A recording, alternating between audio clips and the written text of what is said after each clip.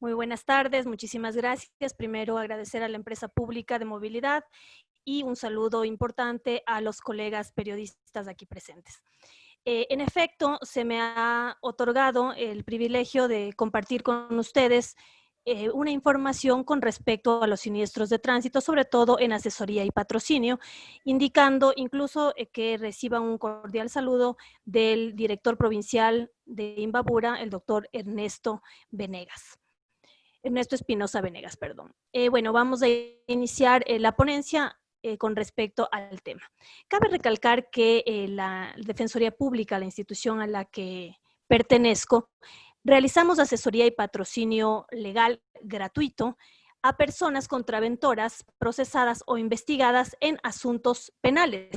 Esto es un amplio espectro, pero también nos vamos centrando en los temas de garantías penitenciarias, en los temas de tránsito de una manera específica. Y me voy a referir a ello, sobre todo a personas privadas de su libertad debido a una infracción de tránsito, desde la audiencia de calificación de flagrancia y legalidad de la aprehensión hasta la culminación del proceso con sentencia o resolución y la interposición de los recursos de impugnación.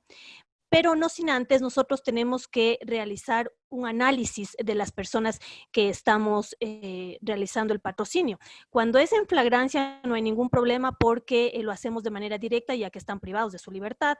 No así cuando ya son temas posteriores o con denuncia en las cuales se debe considerar parámetros tales como tener ingresos inferiores al valor de la canasta básica familiar y la antigüedad del vehículo, entre otros, siempre y cuando las personas nos llenen una ficha. ¿Cómo acceden al servicio estas personas? Nosotros tenemos como Defensoría Pública el patrocinio tanto para procesados o personas privadas de su libertad y también para víctimas. En este caso, se solicita el servicio en las oficinas a escala nacional, de forma personal o por intermedio de un familiar. Esto se lo puede realizar aquí en la ciudad de Ibarra. Nuestras oficinas quedan para mayor ubicación tras el Mercado Santo Domingo, media cuadra antes del Consejo de la Judicatura, en la Fernando Villamar y Rafael Troya. De igual manera, estamos con una oficina en la unidad penal que queda en la García Moreno, entre Sucre y Rocafuerte, en el segundo piso. Se solicita, se asigna un defensor público. Además de eso, cumplimos turnos, es decir, los defensores públicos cumplimos turnos de 24 horas y realizamos asesoría y patrocinio gratuito a las personas que son aprendidas dentro de las 24 horas siguientes al cometimiento del delito. El procedimiento que se realiza en atención de flagrancia, y ahí voy entrando un poco al tema de los compañeros periodistas que generalmente generan la noticia en el momento que existen estas flagrancias. Cuando existe una flagrancia, el defensor público se entrevista con la persona aprendida con el fin de establecer que se garanticen los derechos y preparar la defensa técnica. Esto es importante indicar porque muchas de las personas siempre se acercan donde el defensor o donde la defensora que estamos asignados, sea para el procesado o sea para la víctima, y un poco creen que la responsabilidad de los resultados que van a dar en una audiencia generalmente recae en los defensores. Cabe recalcar que en esta audiencia de flagrancia hay dos situaciones. La primera situación es cuando el fiscal formula cargos. En ese momento puede pedir medidas alternativas a la prisión o la prisión preventiva. Entonces ahí la persona se queda detenida. Generalmente esto sucede cuando hay fallecidos. En muchas ocasiones, cuando no se establece quién ha sido el responsable hasta ese momento de la audiencia de flagrancia, se queda en investigación previa y las dos personas detenidas, si fueron así, si fue un accidente de tránsito entre dos personas, entre dos vehículos, salen de inmediato. Y aquí es cuando se genera un poco de resquemor en las personas, en los familiares, porque uno como familiar entiende y sabe que si es que falleció el niño, falleció la señora, falleció el señor, o fue un accidente de tránsito bastante fuerte que se encuentra hospitalizado, alguno de los dos personajes que estuvieron en este siniestro, lamentablemente va a salir en libertad. Mientras no se realicen los peritajes, mientras no se realice la reconstrucción de los hechos, el reconocimiento del lugar de los hechos, mientras no existan los informes del CIAD o o de la institución pertinente, no se va a tener los elementos necesarios por parte de Fiscalía para formular cargos y por lo tanto tampoco para pedir la prisión preventiva del supuesto responsable. Es por ello, como indico, que muchas de las veces sucede que se queda en investigación previa, se da la libertad y los familiares vienen en contra de los defensores o de los abogados, un poco molestos y lamentablemente hay que esperar. ¿Qué se espera? Después de este proceso no se termina allí. Después de ello, el fiscal o la fiscal realiza ya los procedimientos respectivos, como les he comentado hace un momento, y en ese instante, recién con los peritajes, se ve la posibilidad de tener ya los elementos de convicción para formular cargos, sea al participante A o al participante B del siniestro. En ese instante, como les indico, se inicia o se solicita una audiencia de formulación de cargos y se inicia el proceso y en lo que seguramente el fiscal, dependiendo la gravedad del asunto, cuando hay fallecidos o cuando hay lesiones muy fuertes que sobrepasen la prisión o que más o menos se tenga de que si es que fuera sancionado va a tener una prisión alta, lógicamente se pide que se quede detenido a través de la prisión preventiva. Esto en los siniestros en específico. Hay muchos casos en los cuales hay daños materiales. En los daños materiales generalmente nadie se queda detenido, se van en libertad, luego se puede conciliar. Esto es, en un acta reparatoria pueden llegar a un acuerdo conciliatorio, pagar los daños, incluso también cuando hay lesiones se puede conciliar. Esto también es una forma legal anticipada de determinar los asuntos legales en los cuales las dos partes acceden, pueden verificar probablemente los gastos médicos legales, lo que se ha gastado, lo que se pretende gastar, y si las dos partes acuerdan, se firma esta acta reparatoria en la cual después de ello ninguna de las partes tiene por qué reclamar, sea de un lado o sea del otro, pese a que después estén inconformes. Esta situación es precisamente con el fin de dar por terminado el asunto legal y esto se archiva. ¿Qué es lo que ha sucedido básicamente en los últimos tiempos o cuando uno lee la prensa, cuando uno se entera por los medios de comunicación de ciertos accidentes de tránsito? Nosotros como familiares, como amigos probablemente de la persona fallecida o de la persona que está muy lesionada por el accidente de tránsito, nos sentimos indignados de que esa persona salió libre. Y en ese momento comenzamos a generar incluso comentarios, sobre todo en redes sociales, que van en contra de la una o la otra persona. ¿Y qué sucede cuando ya hay los informes técnicos? Generalmente en el informe técnico va a tener la responsabilidad la persona que va a alta velocidad, la persona que está entretenida quizá en su celular, las personas que usan lentes y en el momento del siniestro no los están utilizando. Hoy en día es muy fácil ver que muchas personas van con los mensajes y eso a uno le entretiene mucho y por lo tanto no ve o no tiene buena reacción. En ese tipo de circunstancias, nosotros sabemos quién sería el responsable o creemos, por lo menos nos anticipamos a ello, pero en otras circunstancias tienen a veces la responsabilidad los peatones, es decir, las personas que quizá fueron los fallecidos o hoy en día también los ciclistas, los motociclistas que muchas veces no respetan las leyes de tránsito o que creen que las leyes de tránsito simplemente son para las personas que manejan sus vehículos. Ahí es cuando tenemos que un poco dirigir a estos usuarios con el efecto de que abramos nuestro aspecto y entendamos que la ley es para todos. Voy a ponerles un corto ejemplo. Hubo una señora que tuvo un accidente de tránsito. Ella iba en moto y venía del otro lado un vehículo, tuvieron un choque y en ese momento la persona más lesionada, lógicamente, resultó la persona de la moto. Aparentemente, y entre comillas, ella es la víctima hasta ese instante, según los transeúntes o las personas que están mirando alrededor.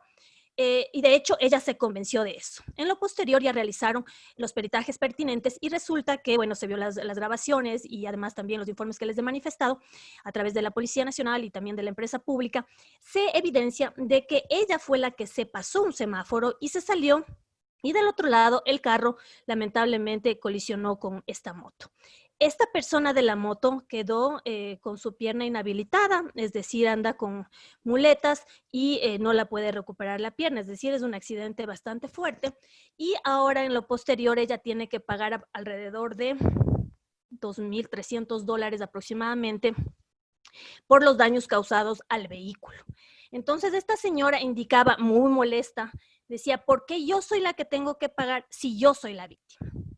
Entonces, ahí es cuando nosotros, digo nosotros como periodistas, tenemos que enfocar un poco más allá en el momento del accidente, porque el momento del accidente, como indico, la indignación es de ese rato, o siempre uno cree tener la razón, o depende a quién uno pregunte o a quién uno le entreviste, va a tener su punto de vista, pero en realidad son dos partes y quizá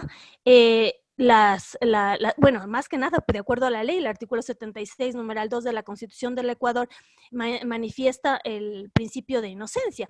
Es decir, yo sigo siendo inocente mientras no haya una sentencia ejecutorial. Y por lo tanto, mi inocencia se sigue guardando dentro de los procesos judiciales que no son cortos. Al hablar pareciera que fuera muy cortito el proceso, pero muchas veces damos la noticia del choque, del impacto, del siniestro, del accidente de tránsito, del atropellamiento, del arrollamiento, pero luego ni siquiera sabemos qué fue lo que sucedió en todo el transcurso del proceso judicial y dentro de eso van generando resultados y quizá el resultado es muy contrario a la primera noticia que yo di como periodista y ya nunca se hace la aclaración.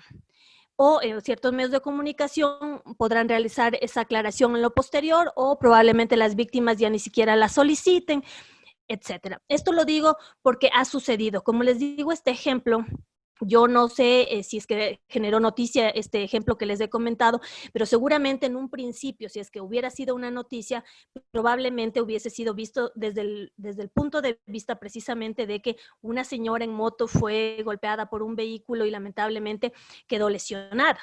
Sí, en efecto quedó lesionada, pero quien en el juicio tuvo la responsabilidad fue precisamente ella, y a quien le tocó pagar una cantidad por los daños materiales causados al otro vehículo, pese a que ella era la lesionada, fue precisamente la presunta víctima que fue en principio. Entonces, así es como se van dando vueltas las circunstancias, las cosas, e incluso, como comentaba también el doctor Mantilla, al principio de esta conferencia sobre el caso de a principios del mes de enero de la niña que falleció en la vía. Precisamente fue muy parecido. Fue un accidente de tránsito en el cual la persona, que no recuerdo muy bien, que me parece que fue una señora quien le atropelló, ella no le dieron prisión preventiva, la gente estaba muy molesta, los familiares en especial, y en lo posterior, ya dentro del proceso o dentro de los exámenes o de los peritajes, se estableció que la responsabilidad no era de quien manejaba el vehículo, sino del peatón. Y lamentablemente así fueron las circunstancias y uno, nuevamente repito, como familiar se indigna totalmente, es atroz esta situación, pero también los peatones, también los ciclistas, también los motociclistas, tenemos que aprender a usar las vías y aprender a respetar las leyes de tránsito. Otra cosa que es importante comentarles es el derecho de las víctimas dentro de cada uno de estos procesos judiciales. Las víctimas, de acuerdo al artículo 12 de la Constitución del Ecuador y del Código Orgánico Integral Penal, ellas no tienen la obligación de asistir o de acudir a las audiencias. Es decir, ellas tienen el derecho de ser o no ser parte del proceso judicial, pero eso no quiere decir que no pueden ser informados o que el proceso judicial se va a archivar o que no pasa nada. Simple y llanamente yo como víctima tengo el derecho de no seguir participando con el efecto de no caer en revictimización, que es otro de los derechos que tienen las víctimas, es decir, que no se repita ahí mismo y ahí mismo y ahí mismo la situación que me sucedió a mí y que probablemente me tiene totalmente afectada. Porque como les indiqué, son varios procesos. Tenemos en primer lugar la audiencia de flagrancia, que es la que generalmente todo el mundo conocemos, todos sabemos por qué se generó la noticia, porque alguien comentó en redes sociales, porque alguien me indicó, porque tal vez fue en mi barrio, etcétera. Hasta ahí lo conocemos. Pero después de esa audiencia, si es que se formula cargos, luego de 45 días va a haber una audiencia de preparatoria de juicio. ¿Qué significa esto? En esta audiencia preparatoria de juicio es donde uno lleva ya las pruebas para prepararme para la de juzgamiento. Es decir, yo anuncio toda la prueba que voy a presentar, mis testigos, si es que hubo videos, si es que hubo alguna situación que tenga que realizarse peritaje, se va solicitando ya eso dentro de la instrucción fiscal y después de ello ya tengo la posibilidad de ir preparado a la audiencia de juicio, que sería la tercera audiencia, en la cual vamos a saber quién tuvo la responsabilidad de ya cuando se realice el juzgamiento y se le dé una sentencia, sea ratificatoria de inocencia o una sentencia de culpabilidad. ¿Cuáles son los tiempos para poder arreglar? Los tiempos para poder arreglar, conciliar o hacer un acta reparatoria es antes de la audiencia preparatoria de juicio, es decir, antes de esa audiencia intermedia. Por lo tanto, hay bastante tiempo para conversar, para analizar, para ver la posibilidad de poder llegar a un acuerdo. En ciertos casos. En otros casos, tal vez el tiempo es muy poco, porque muchas veces se arregla en un valor menor. Por decir, tuve una lesión en mi pierna, sabe que el médico me dice que tengo que hacer rehabilitación 30 días y etcétera. Entonces, bueno, arreglemos en, yo qué sé, unos $500, se me ocurre. Se arregla ahí el asunto, pero resulta que la señora o esta persona sigue tratando con el médico, ya arreglaron, ya presentaron el acta reparatoria, ya se archivó el proceso judicial y resulta que lo de mi pierna fue muchísimo más grave y me toca hacer una rehabilitación de 3 años y me sale como $3,000. Ya es una pena, yo ya arreglé, yo ya acepté, yo ya cedí en esa parte de realizar un acuerdo reparatorio y por lo tanto ya no tengo nada que reclamar en el futuro. Ahora, bueno, eso creo que está claro. Ahora, en lo específico de lo que me estaba refiriendo a las víctimas. Como indiqué, la víctima con el efecto de no caer en revictimización puede o no acudir a cualquiera de estas audiencias que les he manifestado y de no ser así, de todas maneras, Fiscalía sigue realizando el proceso judicial hasta tener una sentencia. La víctima, de igual manera, puede acudir, si desea, en cualquier de los tiempos, ser parte del proceso judicial para poder ser también parte de este proceso e incluso siempre el defensor de víctimas, que también tiene su defensor, quien acompaña a Fiscalía, puede solicitar la reparación integral. Reparación integral que no solamente recae en el tema económico, que generalmente en los temas de tránsito sí, porque hay gastos médicos siempre y cuando se haya presentado las facturas, las radiografías, cualquier cuestión que haya sido gasto por este efecto, puede irlas presentando dentro del proceso judicial para luego solicitar una reparación integral que sea enfocada en esos gastos. Pero por otro lado, la reparación integral también está con el fin de conocer la verdad de los hechos. Es decir, esa es la reparación integral más grande. Después de eso ya vienen también las disculpas públicas, las reparaciones, como les indico, a través de recursos económicos y en ese momento recién se termina el proceso judicial. Incluso también hay reparación integral psicológica, es decir, tratamientos psicológicos que pueda necesitar la víctima, porque muchas veces quedan personas bastante afectadas. Por otro lado, también es importante manifestarles a ustedes, compañeros, el tema de la privacidad que tienen ciertos entes. Es decir, ahora la Ley Orgánica de Comunicación manifiesta claramente en su artículo 32 la protección integral de las niñas, niños y adolescentes, en la cual no solamente se respeta sus ideas, no la no discriminación, etcétera, sino algo importante que nosotros nos debemos de enfocar no solo en los temas difíciles de tratar, como son los temas sexuales o de violencia sexual, física, psicológica, intrafamiliar, sino que los contenidos que difundan los medios de comunicación social y las demás entidades públicas y privadas privilegiarán la protección integral de los niños, niñas y adolescentes, especialmente contra la revictimización en los casos, como les he indicado, de violencia y accidentes, entre otros. Es decir, el tema de los niños es bastante delicado, por lo tanto, ahí tenemos que realizarlo de una manera mucho más discreta.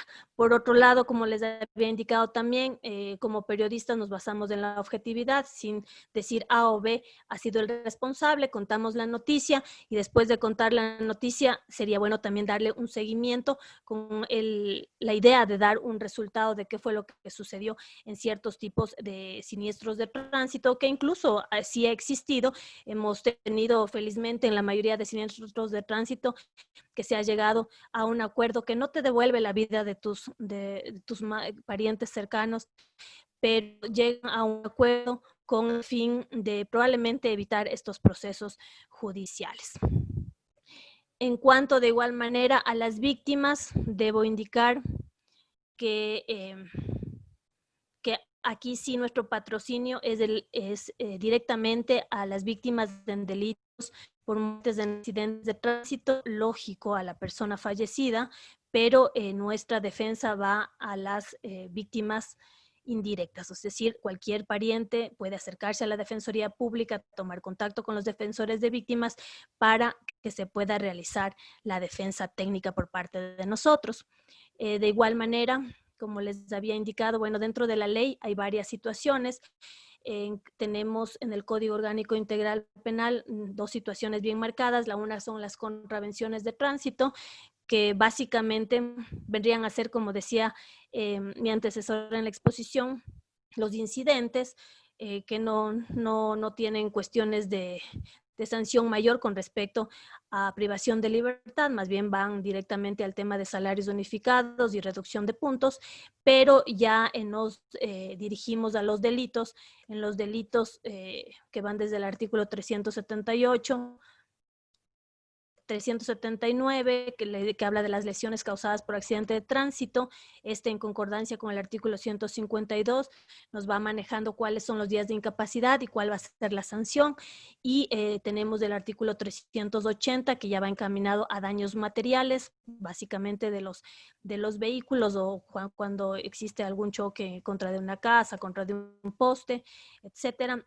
Y existen varios otros delitos, como es el exceso de pasajeros en transporte público, daños mecánicos previsibles, bueno, entre otros. Pero sobre todo de los siniestros está encaminado al artículo 379 del Código Orgánico Integral Penal, en los que se manifiestan las penas del artículo 152, reducidas en un cuarto a la pena mínima prevista en cada caso, más la sanción de los 10 puntos de su licencia. Y si es que existen circunstancias agravantes, como es que una persona esté conduciendo el vehículo en estado de embriaguez o bajo los efectos de las sustancias estupefacientes, psicotrópicas o preparados que las contengan, se aplicarán las sanciones máximas previstas en el artículo que les he mencionado, incrementadas en 1/3, y la suspensión de la licencia de conducir por un tiempo igual a la mitad de la pena privativa de libertad de cada caso.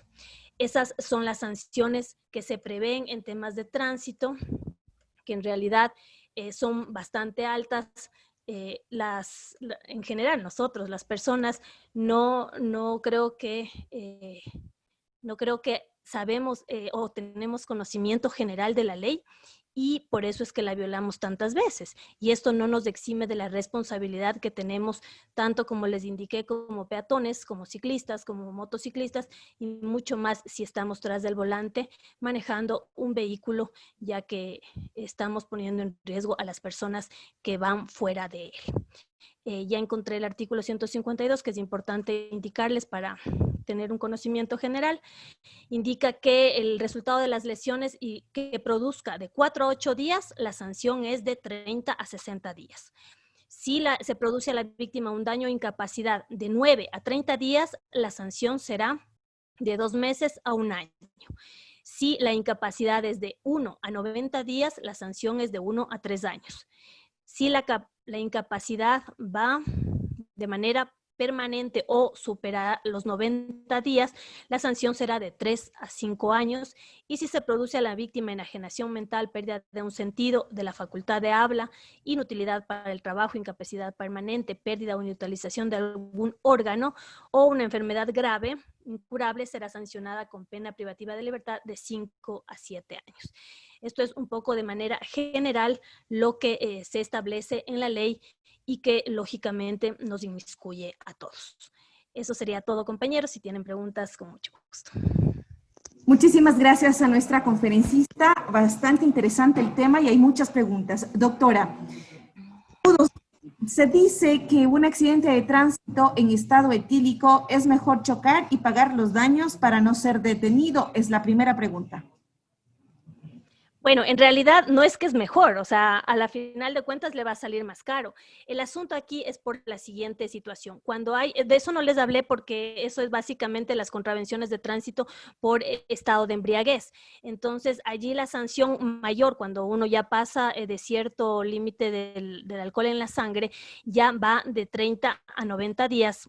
En el caso me voy a ir al caso de transporte público, de taxistas y buses, sería de 30 a 90 días. Y una situación de un choque contra una casa o contra una vereda o contra un poste, probablemente no me van a dar una privación de libertad. De hecho, no lo van a hacer. Entonces, ¿por qué? Porque es un daño material. Al ser un daño material, voy a ir a la audiencia, se va a quedar en investigación previa, me van a dar la libertad. O la otra opción, probablemente me formulen cargos, pero igualmente me van a dar la libertad a través de medidas sustitutivas, como será la presentación cada 15 días, y la prohibición de salida del país. Entre comillas, la saqué más barata, pero no es así, porque ya dentro del proceso luego va a venir, como les indiqué, las siguientes audiencias. Si es que llego a un acuerdo, será que me costó el poste $500 o $1,000, yo qué sé, más los arreglos, va a sufrir la plata. Probablemente no sufro yo como persona, pero sí la plata. Ahora, al otro lado, pero en cambio, si me iba de 30 a 90 días preso,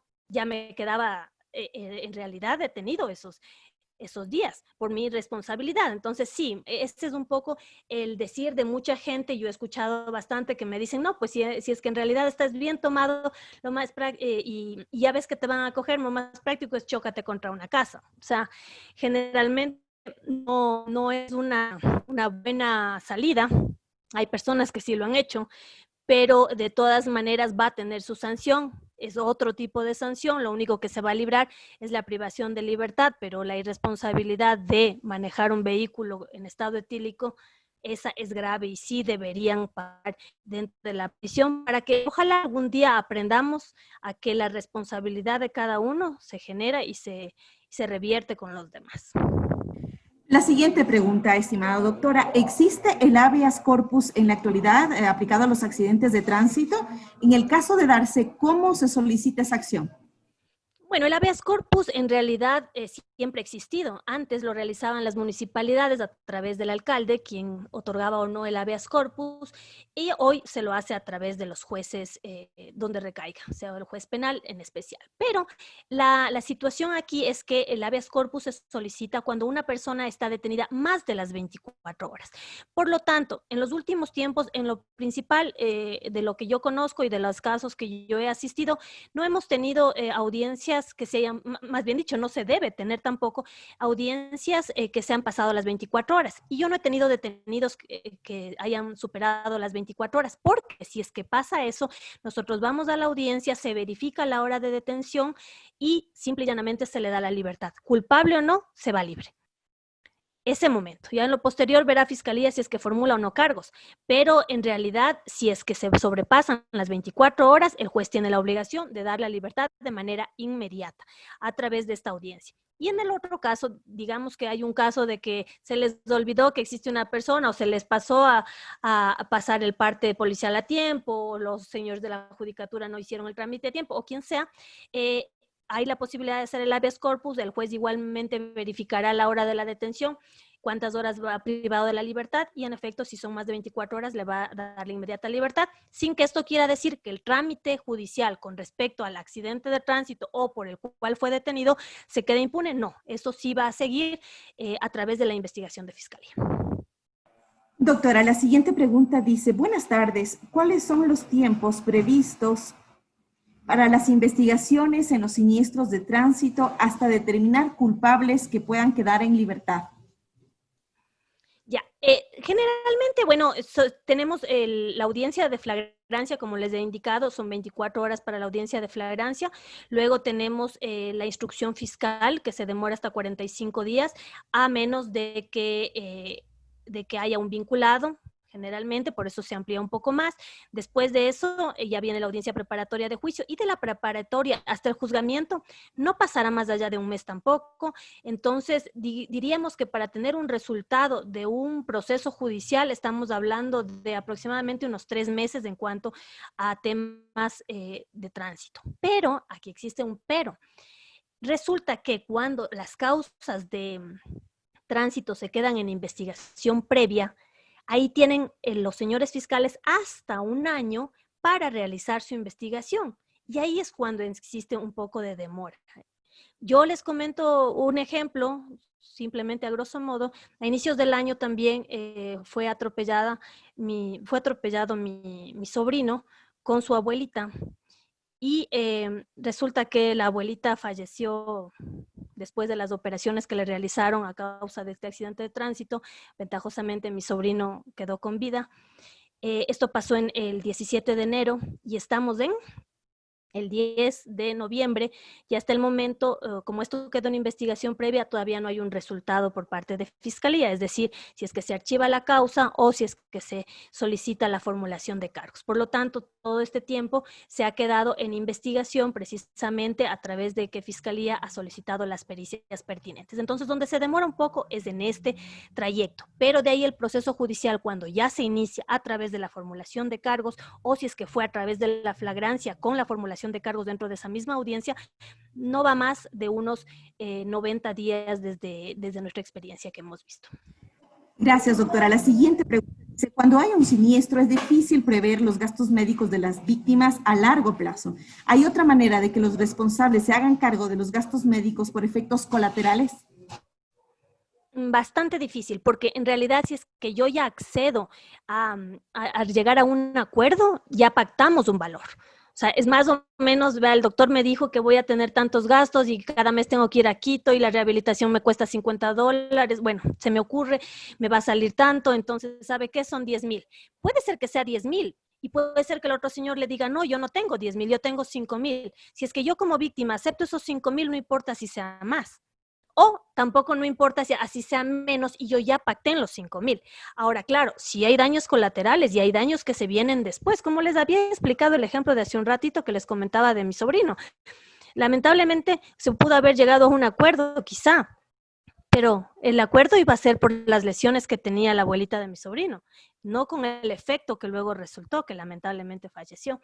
Es decir, así suceden varias veces. Podemos arreglar ahorita en tanto valor porque así va a salir las rehabilitaciones, porque eso cuesta el tema del psicólogo, por lo que fuere. Y después de 1, 2, 3 meses, a efecto del siniestro de tránsito, fallece esta persona y por más plata que haya, nunca le van a devolver la vida. Y peor aún si arreglaron por $1,000, por 2,000, por 3,000, por lo que fuera, y si esta persona falleció, ya lamentablemente está hecho el arreglo y está archivada la causa. Entonces, si es que hay personas conscientes, yo sí he tenido también casos en los cuales han dicho, vean, no arreglemos por valores, sino consta en el acta reparatoria, yo me hago cargo de todas las curaciones o toda la rehabilitación hasta que el médico así lo determine. Y así han durado 1 año, 2 años, pero son ya personas responsables y que se han dado cuenta de la magnitud del accidente que ocasionaron, pero esas son muy pocas. La siguiente pregunta, en el caso de accidentes de tránsito, si fallecen varias personas y le condenan al conductor, ¿por qué la sentencia es lo mismo si fallece 1 o 10 personas? ¿Debería ser una sentencia por cada víctima mortal o cómo es la ley frente a esta situación? Claro, ahí en ese caso nosotros pensaríamos que debería ser por cada persona que fallece. Imagínense, se accidenta un bus, mueren 30 personas, ni siquiera alcanzarían los daños para que cumpla la pena el el responsable. Pero no, lamentablemente la ley no es así. La ley indica el tiempo que será por muerte culposa y esa será la sanción que se le determina al infractor. Y hay algo importante que hay que recalcar aquí, que también es otra cosa que nos asombra. Ya nosotros nos hacemos un poco fríos porque nosotros esto lo vemos todo el tiempo, pero asombra mucho a los familiares porque después de un accidente de tránsito, donde hay sentencia condenatoria y donde ya le dieron tantos años de privación de libertad, resulta que se puede presentar la suspensión condicional de la pena. ¿Qué significa esto? Que yo presento arraigos como que tengo mi casa aquí, que tengo mi trabajo aquí, que no me voy a fugar, que tengo mis hijos, mi esposa, mi familia, etcétera, y que no me voy a fugar, es decir, que yo voy a cumplir con presentarme cada semana en la judicatura ante el señor juez y que no voy a salir del país. Es otra audiencia que se puede presentar después de la sentencia ya ejecutoriada, y en esa audiencia el juez acepta o no acepta siempre y cuando vea que hay garantías de que esta persona no se va a fugar y que de una u otra manera va a cumplir esta sanción. Esas presentaciones serían por el mismo tiempo que le dieron la pena y por lo tanto se acepta. El rato que se acepta, luego yo como víctima le veo al fulanito, yo como víctima indirecta hablo, ¿no? Porque tal vez tenga algún fallecido, le veo al fulanito por la calle y me voy a morir de las iras, obvio, pero lamentablemente la ley le otorgó este beneficio como es la suspensión condicional de la pena, porque se entiende también que en un accidente de tránsito no hay dolo, sino culpa. Es decir, uno no sale a matar, sino generalmente son accidentes, muchas veces por irresponsabilidad del mismo conductor. Dos preguntas más. El acuerdo reparatorio, doctora, ¿ante qué instancia judicial se lo realiza? El acuerdo reparatorio tiene que ir firmado por las dos partes, sus dos abogados, y se lo presenta al mismo juez que está llevando la causa. En principio se lo presenta al fiscal, el fiscal lo eleva a conocimiento del juez y en audiencia ya se establece, el juez simplemente respeta la condición de las partes.